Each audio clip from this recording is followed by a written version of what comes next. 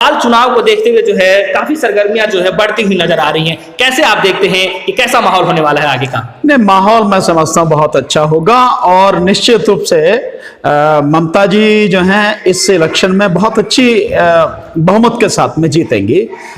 जो स्थिति है, हाँ, एक चीज का डर हमेशा है और मैं हमेशा इस बात को कहता रहा हूं, अगर जैसा बीजेपी का चरित्र रहा है, जैसा बीजेपी का राजनीति के मामले में कर्म रहा है, वो अगर ईवीएम में धांधली न कर पाई तब तो उसका जीतना संभव ही नहीं है बीजेपी का। और अगर ईवीएम में धांधली उसने की, ईवीएम में बेईमानी की, घोटाला किया, तो निश्चित रूप से बीजेपी वहां जीत जाएगी। पर अगर नहीं कर पाई तो नहीं हो पाएगा।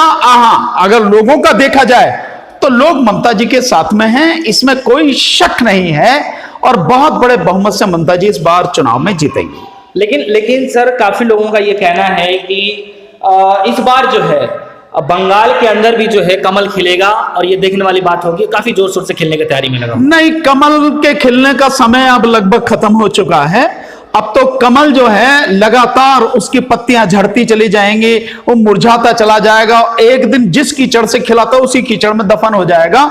ये आने वाले समय में कमल का भविष्य है, बीजेपी का भविष्य है। तो ये सारी चीजें हैं केवल उनके पास, क्योंकि प्रचार तंत्र है और विज्ञापन वाली सरकार है, तो जो मन में आए कहते हैं, जो चाहे कहते हैं, भाई उन्हें कहने से कौन रोक सकता है। लेकिन उसके अस की तरफ ये जो है अब इनका समय चल रहा है। लेकिन भानु प्रताप जी, एक सवाल है मेरा कि जब भी कहीं चुनाव होते हैं और जब भी कुछ अलग एक मतलब नजरिया लोगों के अंदर दिखाने के लिए अगर प्रयास किया जाता है, तो बीजेपी जो है लगातार ऐसे जगह पे हथौड़ा फिक्स करती है, मारती है, जो जनता देखने पे मजबूर हो जाती है। ठीक उसी का उदाहरण जो है जीता जागता आज मिथुन चक्रवर्ती को देखा जा रहा है, क्योंकि बड़े स्टार के तौर पे माने जाते हैं और जब बीजेपी में सम्मिलित होते हैं तो क्या लगता है कुछ अलग रुख लेने वाला है इस पूरा चुनाव? देखिए, वैसे तो कोई भी व्यक्ति किसी भी पार्टी में शामिल हो सकता है, ये उसका अपना फैसला है, अपनी स्वतंत्रता है उसकी, कोई कुछ नहीं कर सकता। लेकिन कई चीजों का आकलन बड़ा जमीनी स्तर पर करना चाहिए। और आज के समय में जो बीजेपी में जिस तरह से लोग शामिल हो रहे हैं, विशेषकर पश्चिम बंगाल में, तो बहुत सीधा सीधा इसके पीछे जो खेल नजर आता है, वो खेल कहीं ना कहीं पैसे का खेल है। कहीं ना कहीं वो लोग हैं जो किसी तरह से बेईमान रहे हैं, जिनके दामन साफ नहीं हैं और वो अपने आप को बचाने के लिए या कहीं किसी तरह से बिक गए हैं या वो अपना व्यापार कर रहे हैं, धंधा कर रहे हैं बीजेपी के साथ और बीजेपी के साथ में आ रहे हैं। ये स्थिति कोई हो सकती है। अन्यथा इस देश में जो हालात हैं और पिछले कुछ समय से लगातार जो हालात देश के बद से बदतर हो रहे हैं, मैं नहीं समझता कि कोई भी समझदार व्यक्ति, कोई भी अच्छा व्यक्ति, कोई भी संवेदना इस देश के लोगों के प्रति रखने वाला व्यक्ति, किसानों और मजदूरों के प्रति सोचने वाला व्यक्ति कभी सोच भी सकता है कि बीजेपी में शामिल हो। जिस देश में बीजेपी के कारण आर्थिक व्यवस्था पूरी तरह से चरमरा चुकी है, ध्वस्त हो चुकी है, शायद यह शब्द ज्यादा बढ़िया रहेगा, और जहां पर बेरोजगारी चरम पर है, लोग भूखों मर रहे हैं, बीमारियों से मर रहे हैं, लोगों को किसी चीज की जो है सुविधा उपलब्ध नहीं हो पा रही है, ऐसे समय में बीजेपी की तरफ लोग जाएंगे, ये मैं समझता हूं या तो वो जिनका ईमान ही खत्म हो गया है, ये जो बेईमान हो गए हैं, या यूं जहां कहीं बिक चुके हैं, या जिन्होंने कोई व्यापार कर लिया है, कोई साठगांठ कर लिया, कोई सौदेबाजी कर लिया है, वही लोग जा सकते हैं, अन्यथा कोई बीजेपी में जाने के लिए तैयार नहीं है, ऐसा मेरा मानना है। लेकिन मिथुन चक्रवर्ती का जो है साफ तौर पे कहना है कि मैं पानी वाला सांप नहीं हूं, मैं कोबरा हूं। इसका मतलब क्या? नहीं, मुझे लगता है वो तो अगर अपने आप को सांप कह रहे हैं, हालांकि उन्होंने बड़ी मजेदार बात की कि मैं कोबरा हूं और मैं ऐसा कोबरा हूं कि काटूंगा यहां तो लाश शमशान घाट में मिलेगी। भाई ये बहुत बढ़िया है कि मतलब इनके काटते ही लाश शमशान घाट में पहुंच जाएगी।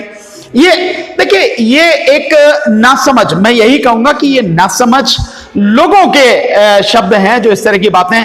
मिथुन दा एक अच्छे कलाकार रहे हैं, बहुत अच्छी अच्छी फिल्में दी हैं, उनकी फिल्मों से लोग प्रेरणा भी लेते रहे हैं, लेकिन ऐसे समय में आके वो अगर बीजेपी में शामिल हो रहे हैं और अपनी तुलना जो है कोबरा से कर रहे हैं, तो मैं समझता हूं वो अपना स्तर गिरा रहे हैं, अपने आप को जो है छोटा कर रहे हैं। उनके अंदर मैं समझता हूं कहीं हीन भावना, या यूं कहा जाए कोई व्यापार हुआ है, कोई सौदेबाजी हुई है, जिसकी वजह से कोई एक बड़ा चेहरा, बड़ा नाम बीजेपी में ऐसे समय पर, जिस समय चुनाव शुरू हो चुका है, वहां उसमें शामिल हो जाए, तो वहां पश्चिम बंगाल की जनता पे कोई असर पड़ेगा। कोई सौदेबाजी मुझे लगती है कि ऐसा है। और मिथुन दा बड़े अच्छे कलाकार हो सकता है भाई, इसको भी पिक्चर समझ के उन्होंने कहा ठीक है भैया इतने जो है दाम लिए जाएंगे और इसमें जो है मैं शामिल हो जाऊंगा, मुझे कोई दिक्कत नहीं है। ऐसी कोई बात तो नहीं है क्या? मतलब ये संभावना है, लोग ऐसा भी सोच रहे हैं। तो ये जो एक चीजें हैं वाकई में बड़ी सोचनीय चीजें हैं। पर मैं समझता हूं मिथुन दा ने अपना स्तर गिराया है। बीजेपी में शामिल होने का मतलब यह है अपने कैरियर को तबाह कर लेना, और बीजेपी में शामिल होने का मतलब यह है इस देश के विरुद्ध होना। बीजेपी में शामिल होने का मतलब यह है कि देश में जो गुंडागर्दी फैल रही है, जो अव्यवस्था फैल रही है, जो अराजकता फैल रही है, उस गुंडागर्दी को, उस अराजकता को बढ़ावा देना, यही मतलब है, इसका और कुछ मतलब नहीं है। और जिस तरह से प्रधानमंत्री की उपस्थिति में मिथुन चक्रवर्ती जी ने ये शब्द कहे कोबरा और ये सब, तो मुझे एक ध्यान आ रहा है कि एक बार जो ये अमित शाह जो इनके बड़े कर्ता धर्ता चाणक्य भी कहे जाते हैं, ये भी इसी तरह की भाषा बोल लेते कि भैया जो लोग हैं, कुछ लोग जब पानी भर जाता है तो सांप बिच्छू ये जो है उछल के एक जगह इकट्ठे हो जाते हैं। तो इसी तरह की जो भाषा, मतलब भाषा का स्तर जितना गिर चुका है, जितना घटिया हो सकता है, जितना गंदा हो सकता है, वो बीजेपी की एक पहचान बन गई है। तो बीजेपी आने वाला व्यक्ति उसी तरह से बात लेकिन भानु प्रताप जी, उनका साफ तौर पे कहना है, एक इंटरव्यू के दौरान उन्होंने ये जवाब दिया है और साफ तौर पे कहना है सफाई देते हुए कि गरीबों के लिए बहुत कुछ करना चाहते हैं। हालांकि आपने अभी ये कहा कि उनकी जो मूवी होती है काफी प्रेरणा देती है लोगों को, काफी कुछ सिखाती है उनकी मूवियां जो होती हैं, और उन्होंने इसी चीज का तर्क देते हुए कहा है कि मेरी जो मूवी होती है उससे लोगों को काफी चीज प्रेरणा मिलती है, मैं गरीबों को भी मदद करता हूँ मूवी के दौरान। तो मैं अब जो है प्रेजेंट टाइम में धरती पे रह करके मैं जो है सबके सामने साक्षात मैं चाहता हूं कि अब उससे बाहर आकर के मैं लोगों को मदद, मैं समझता हूं लोगों की मदद करने के लिए बीजेपी में जाने की जरूरत नहीं है। नहीं कह रहे और किसी पार्टी से जुड़ना, नहीं किसी पार्टी में जुड़ना है तो ममता जी के साथ में जुड़िए। अगर आपको जुड़ना ही है तो ममता जी के साथ जुड़ के आप पश्चिम बंगाल में जो हालत है लोगों के, उनके लिए मदद कीजिए। आप कहां किसी को दिक्कत है? आपको तो पूरा देश जानता है, पूरे देश में मदद कर सकते हैं, आप कीजिए मदद। आप इस किसान आंदोलन में आकर मदद कीजिए। देखिए कि सिख समाज के लोग जो किसान आंदोलन को लीड कर रहे हैं कितनी मदद कर रहे हैं इस आंदोलन में। जहां जहां भी आंदोलन दिल्ली के चारों तरफ चल रहा है, वहां पर उस आसपास के जितने लोग हैं वो किस तरह से, मतलब एक तरह से उन्हें जीवन सा मिल गया है। कितने ही भूखे लोग, कितने ही गरीब लोग वहां कर खाना खाते हैं। हर किसी को हर तरह की चीजें मिल रही, सुविधाएं मिल रही हैं। अगर आपको करना है गरीबों के लिए तो इनसे सीखिए, इनके साथ में आइए।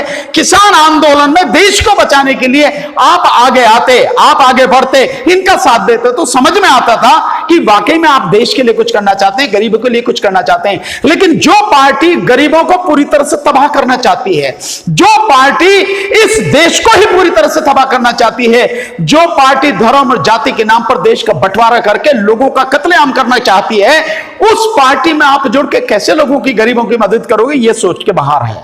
मुझे नहीं लगता कि आप कुछ पर कर पाएंगे।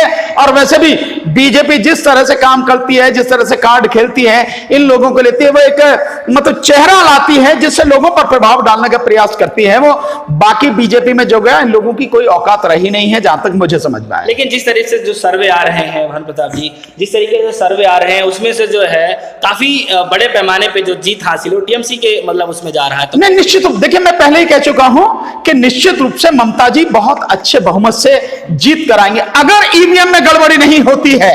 मैं फिर कह रहा हूं, अगर ईवीएम में गड़बड़ी या धांधली नहीं होती है, बीजेपी बेईमानी नहीं करती ईवीएम के माध्यम से, तो ममता जी को बीजेपी नहीं हरा पाएगी। ममता जी बहुत अच्छी सीटों के साथ जीत के आएंगे, 200 के आसपास सीटों जीत सकती हैं ममता जी। इस तरह की स्थिति वहां पर है। और लगातार आप देख रहे हैं कि कितनी भीड़ लगातार उनकी रैलियों में आ रही है, कितनी लगातार वो सड़क पर आंदोलन कर रही है। महंगाई को लेकर 2 दिन उन्होंने आंदोलन किया है। तो मैं समझता हूं कि कोई जीत, उनकी जीत में कोई दिक्कत है नहीं ममता जी की जीत में। चलिए ठीक है, एक आखिरी सवाल है मेरा, उसके बाद मैं खत्म करना चाहूंगा। एक छोटा सा सवाल मेरा ये है कि कैसे देखते हैं आप कि क्या वाकई में मिथुन चक्रवर्ती के आने के बाद से जो है क्या लगता है कि कुछ इसमें माहौल बदलेगा? क्योंकि अब जो सर्वे आ रहा है पिछले चुनाव के मुताबिक जो है इस बार कुछ सीटें बढ़ोतरी में दिखाई दे रही है। नहीं, ये तो सब जो सर्वे आ रहे हैं ये तो बीजेपी की जो वो हैं गोदी मीडिया के लोग हैं वो सर्वे दिखा रहे हैं, बाकी और किसी का कुछ नहीं है जिसकी आप बात कर रहे हैं। मैं समझता हूं आज का माहौल ऐसा है कि जो बीजेपी में गया उसका अपना स्थिति खत्म हो गया, उसकी अपनी इज्जत इस देश में कम से कम खत्म हो गई। तो मिथुन जी आ जाए या कोई और भी आ जाए, उसकी अपनी इज्जत खत्म हो जाएगी और हो गई है। इनसे फर्क पड़ने वाला नहीं है। जनता जो है वो सारी चीजों को समझ रही है, देख रही है। जनता इतनी भोली भी नहीं है, जनता इतनी नादान भी नहीं है और इतनी नासमझ भी नहीं है कि देश की सच्चाई को ना समझ सके और लोगों के आने जाने को राजनीति में ना समझ सके और उसे कहां जाना है, किसके साथ में रहना है, कौन उसके भले की सोच सकता है, इसे ना समझ सके।